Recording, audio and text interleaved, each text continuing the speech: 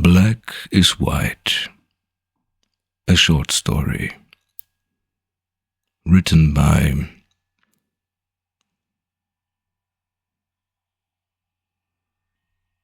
Julian Glaser.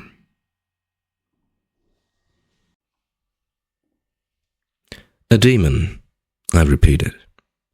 You don't look like it, young man, the gentleman said, eyeing me critically. A bit too blue-eyed, I thought. In that moment he winked at me. Or did he? Maybe I had just imagined it. Very deep eyes, I thought. As if the man could read my thoughts, he began to pull out a notepad, trying to distract me from closely examining him. No, it wasn't a notepad. It was a form. I need your name, young man, he said, looking at me expectantly. But there was something behind that expectation. It was as if he already knew everything. I intuited that the man knew exactly who I was. But everything was so strange, and those eyes were so peculiar, embedded in the surroundings in a way that made them seem like the environment itself. It was as if they could shape the form of this elderly gentleman wherever they pleased. I hadn't even looked at how he appeared otherwise. Equally peculiar, for one couldn't focus on him very well, and when I tried, it was as if his eyes spoke their own words, saying, "Stick to the rules." I noticed again that he was looking at me questioningly. "Julian," I said. "Julian who?" he asked, as if he were simultaneously checking a vast database and had millions of Julians before his eyes. "Julian Glaser," I said. "Ah," he said, as if he had found me on the list. I made sure that there was no built-in screen on the pad where he could actually be looking into a catalogue. But it was just a piece of paper. No, not quite. It wasn't paper. It was different from paper. It only seemed like paper. As if the old man noticed that I noticed, he looked at me again with focus, as if to say, "Here, young man, the music plays here, not on that piece of paper." "And you are saying you're the capture of a demon," he said, trying to not grin and appearing very serious. Yes, now I could see it a little. He had white hair, a bit longer, and a white beard. Quite white, I thought. "Yes, I've captured him," I said without thinking. "May I ask why you catch a demon, or is this a private matter?" he asked, now wearing glasses that he slid down to focus on me more precisely. Again, he looked serious, but internally seemed to be in continuous laughter. "Well, he has," I began. "Snuck into your life?" The older gentleman finished the sentence, now looking like a pharmacist carefully considering how to mix something for the right result. "Well, it's a very old demon," I said apologetically for some reason. "What are you expecting?" the old man said, smiling and making notes. "I honestly didn't expect anything," I said. "Yes, that's good. Just don't expect anything. How else this whole thing is supposed to work?" he said, briefly looking up from taking notes. And there it was again in his gaze, that knowing. As if there were a camera somewhere, and we were in a humorous evening TV segment. But it was only evident in his eyes. He couldn't hide it, or maybe didn't want to. I didn't know. "Yes, I expect nothing," I said, absent-mindedly, as he made notes. "Yes, why is that?" said the old gentleman again. "You just said one shouldn't expect anything." He said, overlooking my question, looking up from his pad. "Glaze, E-R, Glaser," I said. He said, looking at me questioningly, as if he were scanning my inner self. Why the ER?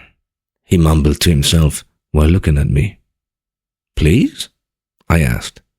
Why do you have the E and the R at the end of the name? What's that about? He asked me seriously, still giggling internally because he had said something so serious and weighty that he found extremely amusing. These are called nomina agentis, I said, relieved that I had read all such useless stuff before and it could be somewhat useful. They stand for designations of a profession or a person who exercises a certain profession. These endings are called suffixes. I see, said the gentleman, as if he had never heard of it, knowing that he had invented it. So, you are a suffix, young man? No, that's grammar. People are not part of grammar, I said. Oh, they aren't? Said the older gentleman, as he made notes again. Do you even know what a suffix is, Julian? He suddenly asked, as if the more he wrote, the more he knew about me, and with each word, he knew me for several years more. Yes, a suffix is a word ending to express some affiliation, but actually, suffix means that something is fixed from below, or that something is attached onto something, like a load of TNT under a bridge, for example, I said. A load of TNT under a bridge to fix something? Said the older gentleman, chunkingly inwardly, outwardly interested. Yes, it fixes the bridge, then no one can go over it anymore, I said. Interesting. So, is a bridge better, or is no bridge better? He asked me. Sometimes a bridge is good, and sometimes bad, and think of the Ludendorff Bridge, I said. Oh, yes, I remember. But that one wasn't blown up by a load of TNT.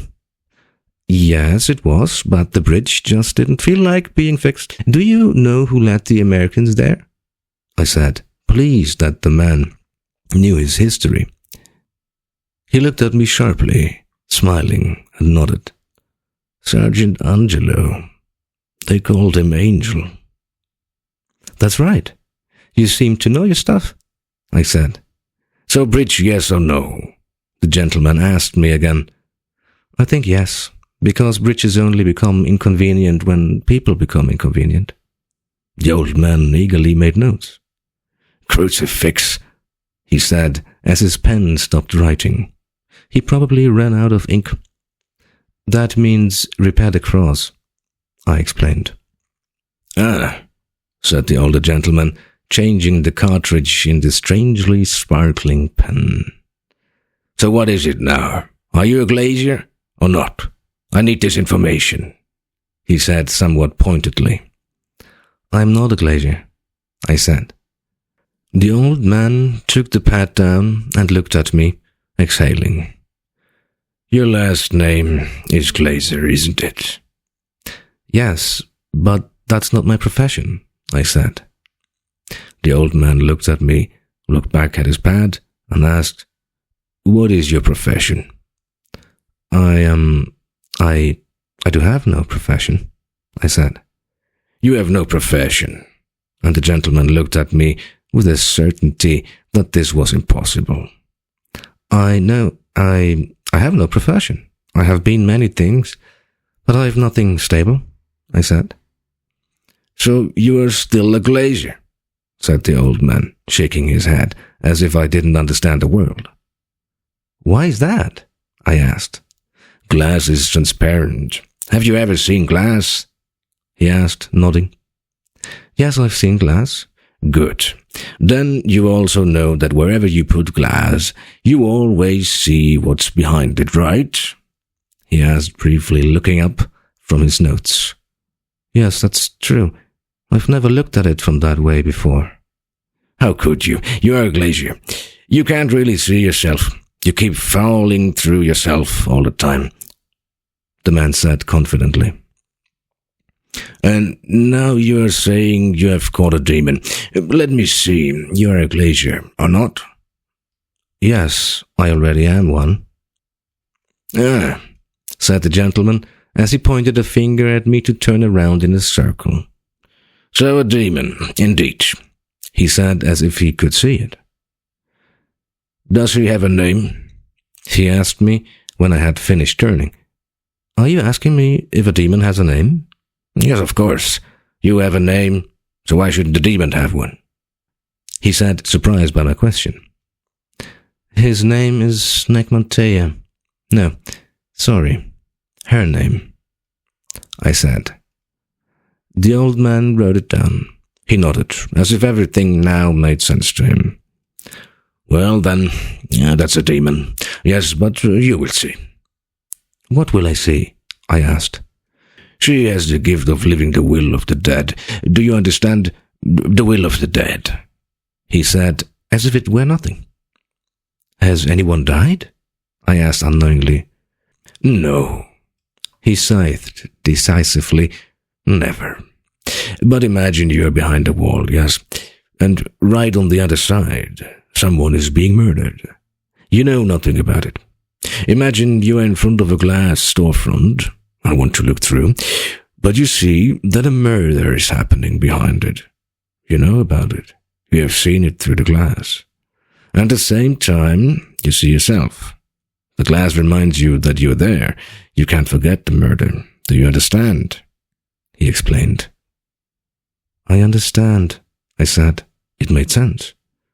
Of course, you hunt demons as a glazier. You can see them, while at the same time seeing yourself. You understand, so you know they're not you. Demons are dumb, you must know. They see someone and attack him. That's their nature. So they attack you, without knowing that you're a glazier. You see them. And that's exactly why they do it. Demons are energies, nothing more. Energies stretch when they are not allowed to live. They get bigger because of the pressure, you know. Then they pounce on those who can see them, because they can see them. Do you understand? The rest can't see them, because demons recognize each other. But if they are seen being demons, then they must try to kill you. Do you know the story of the old man who exchanged himself with the portrait, aging and so on? Yes, they die when they see themselves. But I said demons are dumb. Demons want to die because they deny themselves. That's their nature. They are like suicides walking around in the world. You know it. Once they die, they start living. The man said. Well, you know what to do, right? He asked, still amused by it all. Yes, I think so, I said. Oh, one more thing came to my mind. Here, can you keep this for a while? I asked. The old man looked at me with an internal wink and examined the object I held out to him, as if I had given him a secret sign that I was an ally. Yes, I can do that, of course, he said, taking the thin blue shimmering sword. Won't you need it? He asked me, as if it were a test question. I smiled and opened the door, in front of which the older gentleman had now moved. In the same moment, everything turned black.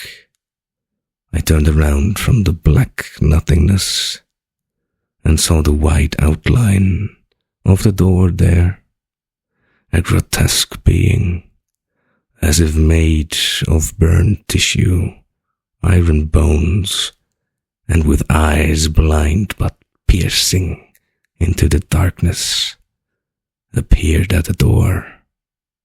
It had a strangely sparkling pen in its hand, a dark sparkle, and a pitch-black notepad. It bared its teeth in a bitter smile, which protruded like steels from its face, but was hardly visible, because everything was black on the creature. Bang! It slammed the door.